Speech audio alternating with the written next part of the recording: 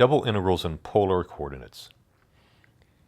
Recall that polar coordinates are a way of changing from xy, that is rectangular coordinates, into r theta using right triangle trig. And these four equations, x equals r cosine theta, y equals r sine theta, r squared equals x squared plus y squared, and theta is the inverse tangent of y over x, are the ones that we use to go back and forth between polars and rectangulars. But let's start by looking at a double integral just of area, where we did double integral of dA was the area, and we wrote this as a double integral of dx dy or dy dx, where dx dy is the area of a very small rectangle. So I drew a picture on the left of a polar region, and I'm going to blow up one little portion of it. Something like this. Now, dx dy is a rectangle in the xy plane that doesn't perfectly fit on top of a little section of a polar system. Now, of course, if we shrink dx dy down to 0, that is each of the sides down to 0, then these two areas, the one of the polar portion and the rectangle, will equal each other. But what we want to do is see, does dx dy equal dr d theta? Now, I know when I shrink it down, these two areas are the same, but is this equation on the right a true statement? So we can kind of pretend that my polar region is a rectangle. Well, that length is delta r. It's the change in the radius. But this over here is not delta theta, because delta theta is not a length. Using a simple proportion, or from pre-calc or wherever you learned this, it turns out this part of the polar shape that we have is not d theta, but r dr d theta. So what we see is that dx dy or dy dx is not dr d theta, but r dr d theta. So there's a fix when we change from one coordinate system to another. It's very, very similar, really the same thing when you did U substitution. We just did it with fewer variables. Before I do some problems here in polars, I just want to do an introduction to something called the Jacobian. So the Jacobian is the determinant of the matrix shown. There's really this thing over here. My matrix is the partial of x with respect to r, the partial of y with respect to r, partial of x with respect to theta, and the partial of y with respect to theta, where in this case x is r cosine theta and y equals r sine theta. So let's go ahead and plug into our matrix over here. The partial of x with respect to r is cosine theta. The partial of y with respect to r is sine theta. And the partial of x with respect to theta is negative r sine theta. And the partial of y with respect to theta is r cosine theta. And the determinant says we're going to multiply these two, subtract, and multiply these two. That is, it's r cosine theta times cosine theta minus r sine theta with a negative sign there times sine theta again. So when we simplify this, we get r times cosine squared theta plus r times sine squared theta, which is r times cosine squared theta plus sine squared theta, which is r times 1, or r. So this Jacobian is going to give us a fix when we change from x's and y's to r's and thetas. This is the same fix we found doing a geometric argument up here. But let's do some problems. Suppose we want to evaluate the double integral over r of 3x plus 3y dA, where r is the region above the x-axis, bounded by x squared plus y squared equals 1 and x squared plus y squared equals 4. So this is the region, and your function z equals 3x plus 3y, imagine it above the xy plane or somehow above and below depending on the parts. If I want to do a double integral like this, we'll do 3x plus 3y. And let's say we're going to integrate with respect to, let's say with respect to y first. How would we do that? Well, we need to fix an x, so I'll fix an x over here. And then we need to go from this y to this y, where this top y is y equals the square root of 4 minus x squared, and this little y in here is the square root of 1 minus x squared. So we're going to go from y equals 0 to y equals root 4 minus x squared, and we keep doing that till we got here. But when we get here and all the way over to here, notice that we would have different y to different y. We would have this y to this y. And then over here we would have 0 to the top y. So essentially we have to make 3 different double integrals. And that is way too much work to do, because there is a much better way of doing this. And the much better way of doing this is changing into polar coordinates. So we have x equals r cosine theta, y equals r sine theta. And then notice here, I'm going to replace the integrand in just a bit. We don't have dx dy, we're going to have r dr d theta. So r is the inner variable that we're going to integrate over. And we're going to start at r equals 1. So the inner r, like this, if we go this way, we actually start here and go to here. So we're going to go from r equals 1 to r equals 2. And then we're going to start at this angle 0 and go to this angle pi. So my outer limit will be 0 to pi. And not only do I have only one double integral as opposed to 3, I don't have a lot of square roots and other things going on that I don't want to have to deal with. Well, now let's change our integrand. We have 3x, but 3x is 3 times r times cosine theta. And then 3y is 3 times r times sine of theta. So if we rewrite this a little bit, we're going to have 0 to pi and 1 to 2 of 3r times cosine theta plus sine theta times r dr d theta. And I said r dr d theta, but I'll just multiply that extra r over there. And we end up with a pretty straightforward integral. Now, I could do this separately if you watched the earlier video.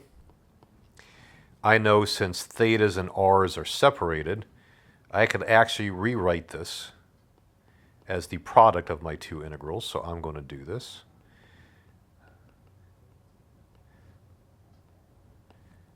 0 to pi of cosine theta plus sine theta d theta, and then 1 to 2 of 3r squared dr. So I'm going to get sine theta minus cosine theta, that's the integral from 0 to pi, and then times r cubed from 1 to 2. Continuing on, we're going to get sine of pi, which is 0, minus the cosine of pi, which is -1, so plus 1, minus the lower limit, sine of 0 is 0, minus the cosine of 0 is 1, and then times 2 cubed minus 1 cubed. And we're going to get 2 times 7, or 14. How about our next problem?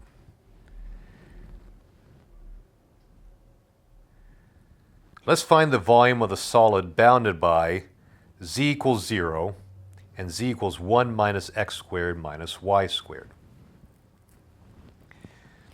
So I've set up most of this for us, so we can do this a little more quickly, but I'll talk through it. This top graph over here is my function, z equals 1 minus x squared minus y squared. If I set this equal to 0, notice that we get x squared plus y squared equals 1. So this is going to be my region down here in the xy plane, and then this z is going to be the surface above that.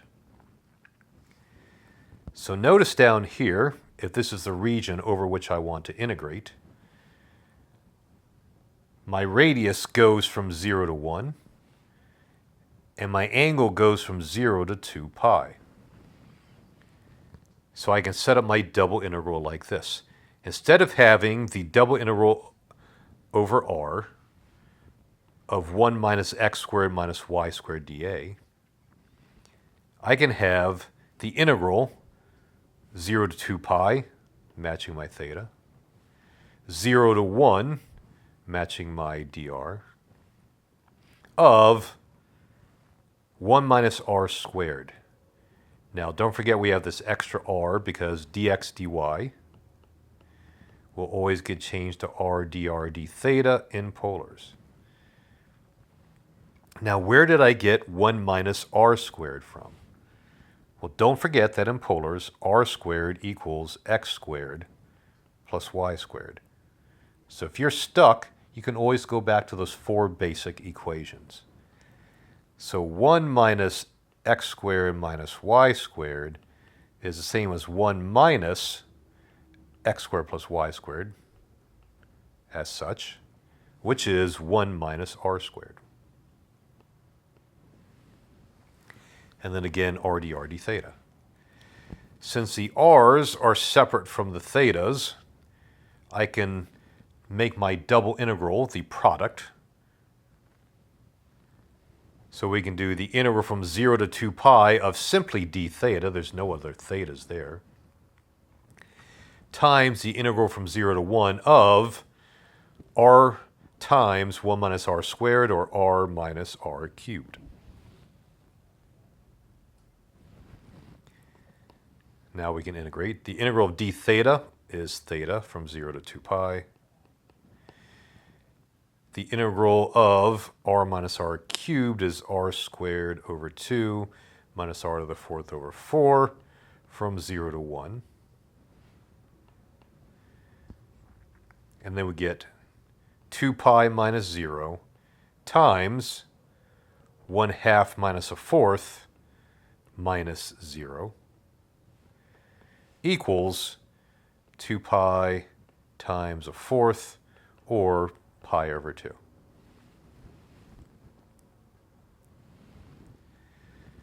Let's do one final problem here. Let's do the double integral over d of e to the negative x squared minus y squared dA, where d is the region bounded by the semicircle, x equals root 4 minus y squared, and the y-axis. Let's go ahead and draw the region just to give us an idea what's happening over here. So x equals root 4 minus y squared is a semicircle on that side of the y-axis. And we're bounded also by the y-axis, which means this shaded region is going to be our D. And then z equals e to the negative x squared minus y squared is something coming out of the board, out of the screen, or above the xy axis, however you think about it. Now I'm going to go right away to polar coordinates. I'm not going to try to integrate e to the next negative x squared minus y squared. Don't even know if I can. But how would I know to do polars regardless, even if I didn't think a step ahead and think about how to integrate? One thing I think of is if my region is rectangular, I'm probably going to use rectangular coordinates. If my region is more circular, I'm probably going to use polar coordinates. Another big clue is the fact that I have an x squared plus y squared, because I know that r squared is x squared plus y squared, and being familiar with polars, I think this is probably a good thing to do, regardless of anything else. So let's go ahead and change my double integral into polar coordinates. So we're going to have e to the negative r squared dr d theta, right? Or did I miss something? Of course we missed something. When we change from dx dy, from rectangulars, we always need to do r dr d theta. So let's multiply by another r there. And if you're looking at the integral right now, without the r, we can't really integrate this one. But with the r, this just becomes a u substitution. So now what are the limits? Well, let's look at my semicircle.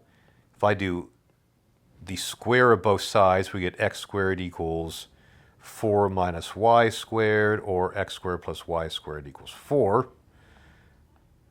So I know my radius starts here and goes out to there, so my radii will be from 0 to 2. And then my angle is going to start down here and go up here. We need to go in proper order, so we can go from negative pi over 2 to positive pi over 2.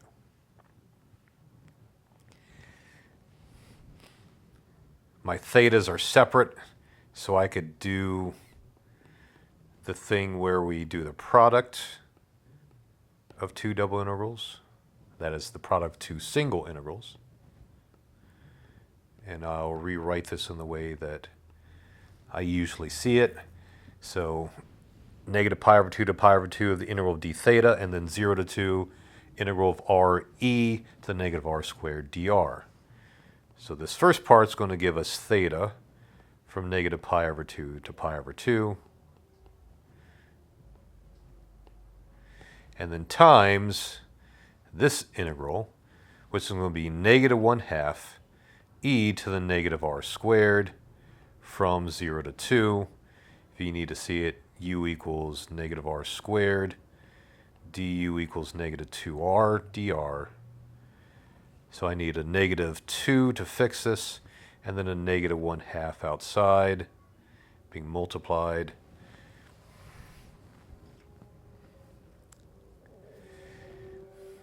And that's going to finish this off. So theta from pi over 2 to negative pi over 2 is simply pi.